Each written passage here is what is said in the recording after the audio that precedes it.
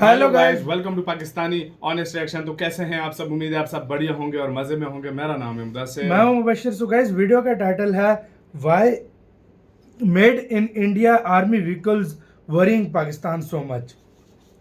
तो इंडिया जो अपने देश के अंदर अभी हर चीज बना रहा है, चाहे वो आम गाड़ियां हो या चाहे वो आर्मी के लिए गाड़ियां हो, तो भारत जो आर्मी के लिए स्वदेशी गाड़ियां मेड इन इंडिया बना रहा है, वो पाकिस्तान को क्यों इतना टेंशन में उन गाड़ियों ने डाला हुआ है, क्यों उनसे पाकिस्तान इतना टेंशन में, इस वीडियो के अंदर हम समझेंगे। और एक से एक वर्ल्ड क्लास लेवल की गाड़ी भारत आर्मी के लिए बना रहा है। तो काउंट करते हैं 3, 2, 1 एंड स्टार्ट। रिसेंटली हुए कश्मीर हादसे के बाद जब प्राइम मिनिस्टर ने आर्मी को पूरी छूट दी कि वो अपने ऑपरेशंस अपने हिसाब से कर सकते हैं, तब से पाकिस्तान बौखलाया बैठा है। इनके रिप्रेजेंटेटिव्स बयान दे रहे हैं कि इंडिया हम पर हमला कर सकता है। Pakistan has credible intelligence that India intends carrying out military action against Pakistan in the next 24 to 36 hours.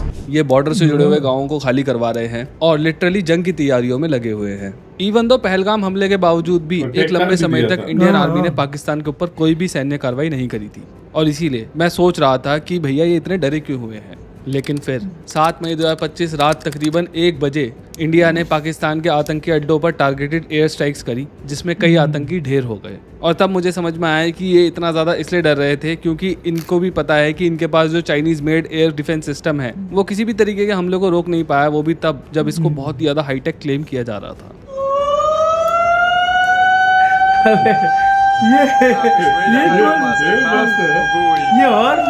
और जब इनके so called high and defence system का ये हाल है, तब इनके ऑफेंसिव और डिफेंसिव ग्राउंड व्हीकल्स का क्या हाल होगा? मेरे हिसाब से तो बुरा हाल होगा। और मैं ऐसा क्यों बोल रहा हूँ वो आपको इन दोनों देशों के आर्मी व्हीकल्स की कैटेगरी के कंपैरिजन को देख के समझ में आ जाएगा। लेकिन उससे पहले एक डिस्क्लेमर, इस वीडियो के अंदर मैं जो भी इन्फॉर्मेशन शेयर करूंगा वो सभी हमें पब्लिकली अवेलेबल सोर्सेज से ही मिलेगा। कोई भी आर्मी सीक्रेट ना तो इस वीडियो के अंदर शेयर किया गया है और ना ही हम ऐसा इंटेंशन रखते हैं। चलो कंपैरिजन शुरू करते हैं और सबसे पहले बात करते हैं लैंड वॉरफेयर में यूज होने वाली सबसे इंटिमिडेटिंग चीज की, यानी कि MBT की, जिसकी फुल फॉर्म है मेन बैटल टैंक। इंडिया का प्राइमरी मेन बैटल टैंक है T-90 भीष्मा। अब T-90 तो एक रशियन बैटल टैंक है, लेकिन इसे रशिया और फ्रांस की मदद से इंडिया के अंदर अपग्रेड किया गया था, जिस चलते ये T-90 बना T-90 भीष्मा। 2001 में T-90 की 310 यूनिट्स इंडिया के अंदर डिलीवर करी गई थी, पर बाद में इसे इंडिया के अंदर ही मैन्युफैक्चर करना चालू कर दिया गया था। और फिलहाल T-90 भीष्मा की manufacturing heavy vehicle factory Chennai में होती है, और 2001 से लेकर अब तक हमारे इस मेन बैटल टैंक की तादाद 1600 यूनिट्स तक पहुंच चुकी है। और मैं आपको बता दूं कि एक बहुत बड़ी संख्या है मेन बैटल टैंक्स के लिए। और इससे बड़ी बात यह है कि इस टैंक में 83% जो कंपोनेंट्स यूज हुए हैं ना, वो इंडिजीनियस हैं, यानी कि उनको इंडिया के अंदर ही बनाया जाता है। भीष्मा के लेटेस्ट Mark 3 वर्जन के अंदर HVF ने कई सारे अपग्रेड्स किए हैं, जैसे इसके अंदर एक advance MID wave thermal image based sighting system मिलता है। इसमें मिलती है quad heavy machine gun and 7.62 mm PKMT coaxial machine gun भी इसके अंदर मिलती है। और अगर हम इंजन की बात करें तो इसमें मिलता है 1000 हॉर्स पावर का डीजल इंजन, जो इसको पहुंचा देता है 60 km/h की टॉप स्पीड पर। और अगर हम ऑपरेशनल रेंज की बात करें तो एक बार फ्यूल भरने पर ये टैंक 550 किलोमीटर तक चल सकता है। हमारे इस MBT के अगेंस्ट पाकिस्तान के पास है अल खालिद टैंक, जो कि 1990 में डेवलप किया गया था उनकी HIT यानी कि हैवी इंडस्ट्री टैक्सीला में। लेकिन ऑफ कोर्स इसको डेवलप करने में पूरा योगदान चाइना की नोरिनको का था, और काफी सारी मदद इसको बनाने में यूक्रेन ने भी करी थी। इसमें भी जो प्राइमरी आर्मामेंट है वो भीष्मा की तरह 125 mm की स्मूथ बोर गन है, और सेकेंडरी आर्मामेंट इसमें 7.62 mm कोएक्सियल गन है। इस टैंक में यूक्रेन में बना डीजल इंजन मिलता है, जो कि लगभग 1200 हॉर्स पावर बनाता है, जिससे टैंक 72 km/h की टॉप स्पीड तक जा सकता है। और इसकी जो ऑपरेशनल रेंज है वो अप्रोक्सीमेटली 450 किलोमीटर की है। मतलब इसकी स्पीड तो हमारे टैंक से ज्यादा है, लेकिन इसकी जो रेंज है वो 100 किलोमीटर कम है हमारे टैंक से। टेक्निकली T-90 को दुनिया के सबसे ज्यादा अच्छे टैंक्स में गिना जाता है, और आप इस लिस्ट के अंदर भी देख सकते हो कि ये T-90 5th रैंक पर आता है। लेकिन पाकिस्तान के इस टैंक के बारे में इस टॉप 10 की लिस्ट में कहीं पर भी जिक्र नहीं है।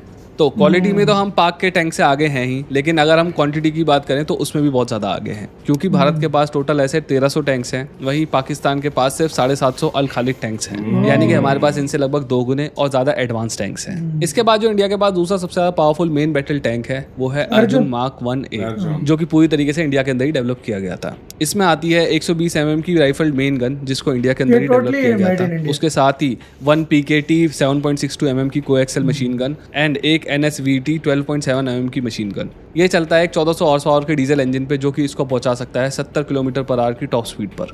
इसके अगेंस्ट पाक आर्मी के पास है चाइना में बना VT-4 टैंक, जिसको पाकिस्तान अल हैदर टैंक बुलाता है। अब ये एक नई जनरेशन का टैंक है, तो काफी ज्यादा एडवांस है, लेकिन पाकिस्तान के पास इस टैंक की बहुत ही ज्यादा कम यूनिट्स हैं, लगभग 200 यूनिट्स ही हैं उनके पास इसकी। तो इवन दो ये बहुत ज्यादा नया टैंक है, लेकिन उनके पास ऐसे बहुत ही ज्यादा कम टैंक्स हैं।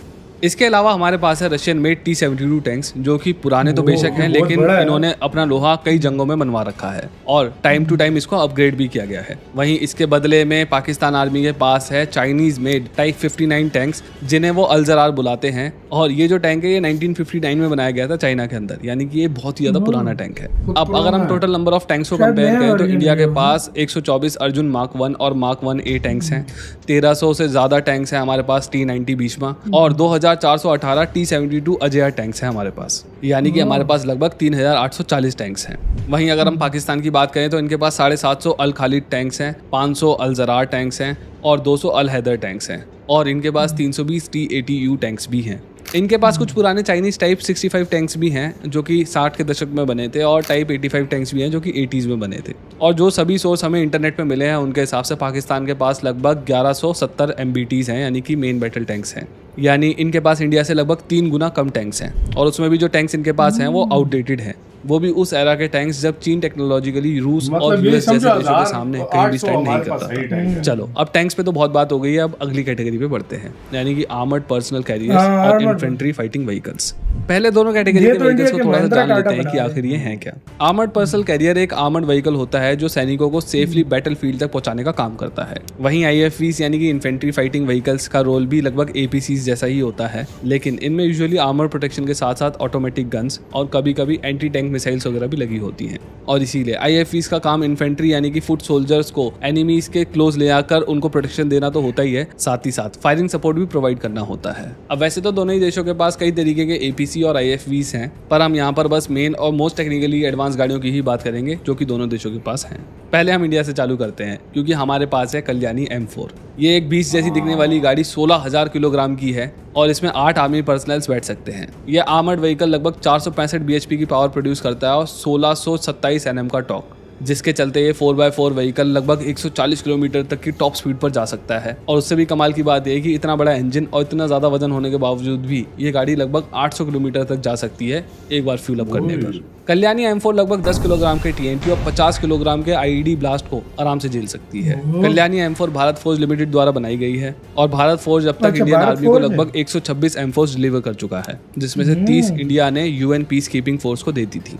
भारत फोर्ज हर साल लगभग 350 M4 को डिलीवर करने की कैपेसिटी रखता है, यानी कि हर महीने 30 व्हीकल्स ये बनाकर आर्मी को डिलीवर कर सकते हैं। इसके बाद अगर हम अपने दूसरे मेहमत जैसे दिखने वाले आर्मर्ड व्हीकल की बात करें तो वो है टाटा QRFE। ये 1400 किलोग्राम का बीस 14 पर्सनल्स को अकोमोडेट कर सकता है। इसका इंजन लगभग 242 bhp और 925 Nm का टॉर्क निकाल के देता है और ये व्हीकल लगभग 14 किलोग्राम के TNT ब्लास्ट को आराम से झेल सकता है। इन गाड़ियों के अगेंस्ट में पाकिस्तान के पास है चाइना में बना डोंगफेंग मेंगशी, लेकिन वो भी पूरा नहीं है, बल्कि डोंगफेंग मेंगशी CSK 181 का छोटा वर्जन। इसकी जो टॉप स्पीड है वो है लगभग 120 किलोमीटर पर आवर की और ये एक बार फ्यूल अप करने पर 600 किलोमीटर तक जा सकता है। ये व्हीकल लगभग 6 ट्रूप्स को कैरी कर सकता है और कुछ सोर्सेज के मुताबिक इनके पास ऐसी 300 गाड़ियां हैं, लेकिन हमारे को कोई भी रिलायबल सोर्स से खबर नहीं मिली, तो हम पक्का नहीं कह सकते इस बारे में। तो अगेन पाकिस्तान आर्मी के पास चाइना मेड और थोड़ा इंफीरियर आर्मर्ड व्हीकल है इंडिया के होम मेड और एडवांस APCs के सामने। इसके बाद अगर हम बात करें फास्ट ट्रूप कैरियर्स की, तो यहाँ पर इंडिया के पास है महिंद्रा का ASLV, जिस पर हमने एक डेडिकेटेड वीडियो भी बनाई थी। महिंद्रा ने 1300 ASLVs का कॉन्ट्रैक्ट जीता था, जिसकी वैल्यू लगभग $140 मिलियन की थी। इसमें 3.2 लीटर का 6 सिलेंडर टर्बो डीजल इंजन आता है जो कि 215 bhp की पावर बनाता है और 500 Nm का टॉर्क। ये 8 सीटर वर्जन में भी अवेलेबल है। इसके अंदर बैलिस्टिक प्रोटेक्शन और IED प्रोटेक्शन मिलता है और इसकी जो टॉप स्पीड है वो लगभग 120 किलोमीटर पर आवर की है और इसके अंदर मिलता है एक गजब का 4x4 सिस्टम जो कि इस गाड़ी को किसी भी टेरेन पर ले जाने में बहुत ज्यादा मदद करता है। अब पाक आर्मी के पास वैसे तो ASLV जैसा कोई भी व्हीकल नहीं है, लेकिन उनके पास है इंटरसेप्टर 4x4 जो कि लैंड क्रूजर की चैसी पर बेस्ड है, अनलाइक इंडियन ASLV जिसको ग्राउंड अप इंडिया के अंदर ही डेवलप किया गया है। इंडिया के पास DRDO वैब भी है जिसको टाटा कैस्ट्रल भी बोला जाता है। ये एक 8x8 wheeled amphibious armoured fighting vehicle है जो कि टाटा मोटर्स और DRDO ने मिलकर बनाया था। इसकी क्रू कैपेसिटी है 2 क्रूज और 10 ट्रूप्स की। इसमें आता है एक 600 हॉर्स पावर का डीजल इंजन। इसकी जो टॉप स्पीड है वो लैंड पर है 100 किलोमीटर पर आवर की और पानी में है 10 किलोमीटर पर आवर की। हाँ, एम्फीबियस है इसलिए पानी में भी चल सकता है। और अगर हम रेंज की बात करें तो ये अप्रोक्सीमेटली 800 किलोमीटर तक जा सकता है बिना फ्यूल भरवाए। इसमें न्यूक्लियर, बायोलॉजिकल और केमिकल ये कैसे प्रोटेक्शन बे? भी मिलता है। इसके अंदर anti tank guided missile, coaxial machine gun और ऑटो कैनन को भी इंस्टॉल किया जा सकता है। हमारे पास फिलहाल में 15 टाटा कैस्टल्स हैं, लेकिन क्योंकि इनका पूरा का पूरा जो प्रोसेस है वो इंडिजीनियस है, इस चलते इनको आर्मी ऑर्डर कर सकती है और कभी भी इनको बना के डिलीवर किया जा सकता है। इसके अलावा इंडियन आर्मी के पास सारद BMP 2x1 जैसे सोवियत एरा के कई सारे व्हीकल्स और भी हैं। इसके अगेंस्ट पाकिस्तान के पास मुहाफिज सीरीज है, लेकिन ये भी टोयोटा लैंड क्रूजर 79 की चेसिस पे बना हुआ है, यानी कि अगेन जुगाड़ू काम करा हुआ है यहाँ पर भी। अब अगर हम लॉजिस्टिक और सपोर्ट व्हीकल की बात करें तो यहाँ पर भी इंडियन आर्मी बहुत ज़्यादा आगे दिखाई देती है। हमारे पास टाटा LPTA सीरीज के बहुत सारे ट्रक्स हैं जो कि रेंज करते हैं 4x4 से लेकर 12x12 हैवी ड्यूटी व्हीकल्स तक। वहीं पाकिस्तान आर्मी के पास भी बहुत सारे ऐसे व्हीकल्स हैं, लेकिन वो भी अगेन यूक्रेन और चाइना से ही सोर्स किए गए हैं। अब अगर हम total number of ground vehicles को देखें दोनों देश की, तो इंडिया के पास जो total number of ground vehicles हैं अलग अलग कैटेगरी में, ऑफेंसिव और डिफेंसिव दोनों को मिला के, तो वो है लगभग 17,000। वहीं पाकिस्तान के पास है 9,000 ऐसे व्हीकल्स। अब देखो, इंडिया के सामने पाकिस्तान की आर्मी के लैंड व्हीकल्स का जो नंबर है वो ऑलमोस्ट आता है, पर फिर भी मैं ये कहूँगा कि ये बहुत कम भी नहीं है। 9,000 से ज़्यादा ऑफेंसिव और डिफेंसिव गाड़ियाँ होना कोई छोटी बात नहीं है। लेकिन पाकिस्तान के लिए परेशानी वाली बात यह है कि अनलाइक इंडिया, जहाँ पर हमारे पास खुद के मैन्युफैक्चरर्स हैं और गवर्नमेंट एजेंसीज हैं जो अपनी गाड़ियाँ इंडिया के अंदर खुद बना रहे हैं, वो भी बहुत ज़्यादा टेक्निकली एडवांस गाड़ियाँ, पाकिस्तान को मेजरली चाइना और यूक्रेन पे डिपेंड रहना पड़ता है अपने ग्राउंड व्हीकल्स के लिए। ऊपर से जो व्हीकल्स इन देशों ने पाकिस्तान को दे रखे हैं वो ऑलरेडी बहुत ज़्यादा पुराने हो चुके हैं और उनमें भारी अपडेट्स की ज़रूरत है। और क्योंकि ये गाड़ियों के लिए दूसरे देशों पर निर्भर है, इसीलिए ज़रूरत पड़ने पर पाकिस्तान की आर्मी अपने इन व्हीकल्स को खुद नहीं बना पाएगी या खुद अपग्रेड नहीं कर पाएगी। और बहुत जल्द पाक आर्मी को सिर्फ अपनी गाड़ियों की वजह से ही भारत के आगे घुटने टेकने पड़ सकते हैं। देखो, वैसे तो मैं पर्सनली बिल्कुल भी नहीं चाहता हूँ कि जंग जैसा कुछ भी हो, लेकिन अगर हुई तो पाकिस्तान की उल्टी गिनती बहुत ही जल्दी चालू हो जाएगी, इतना मुझे समझ में आ गया है अपनी रिसर्च से। ऐसे के साथ हो यार वीडियो ख़त्म। यार आप खुद अंदाज़ा लगा लो, भारत सब कुछ अपना व्हीकल्स के मामले में टोटली 100% भाई इंडिया जो है आत्मनिर्भर है। दूसरी तरफ हम बिल्कुल नहीं है भाई। हमारी तकरीबन सारी चीजें बाहर से आई हैं, चाइना से और यूक्रेन से। मतलब कुछ चीज ऐसी नहीं है जो हमने खुद बनाई हो। सही ये फर्क है, बहुत बड़ा ये फर्क की बात है, बहुत जमीन आसमान का फर्क है यार। इंडिया की यही समझो 95% चीजें इंडिया अपनी खुद तैयार करता है, 5% चीजें इस तरह के व्हीकल और वो मतलब कह सकते हो आसान भाषा में, या 10% आप कह सकते हो जो दूसरे देशों से मंगाकर खुद तैयार करता है उसको भी। तो आप खुद अंदाजा जमीन आसमान का फर्क है यार। तो आपका क्या इस सारे मामले पे क्या कहना है? टैंक्स खुद बना रहा है। अच्छा, T90 एक लिया था बाहर से, वो भी अब खुद बना रहा है। 83% वो खुद बना रहा है, मतलब 17% 100 में से 83% वो सारा अब खुद T90 विश्व में जो है वो भारत में बनता है। बिल्कुल। अब खुद अंदाजा लगाओ किस लेवल पे मेड इन इंडिया आज चला गया। सही बोला है। तो आपकी क्या राय है? हर भाई व्हीकल, हर जो इन्फेंट्री व्हीकल जो है, मतलब जो ये बख्तरबंद होती है, ये हर कोई भारत भर खुद यार टाटा महिंद्रा बना रहा है, टाटा बना रहा है, अशोक लेलैंड बना रहा है, भारत फोर्ज, और ये कंपनी फोर्स हो गया, क्या कुछ बन रहा है, ये सारी कंपनी बना रही है। सही बोल, कल्याणी। तो आपका क्या कहना है? अपनी राय बताना, अपना बहुत ज्यादा ख्याल रखना।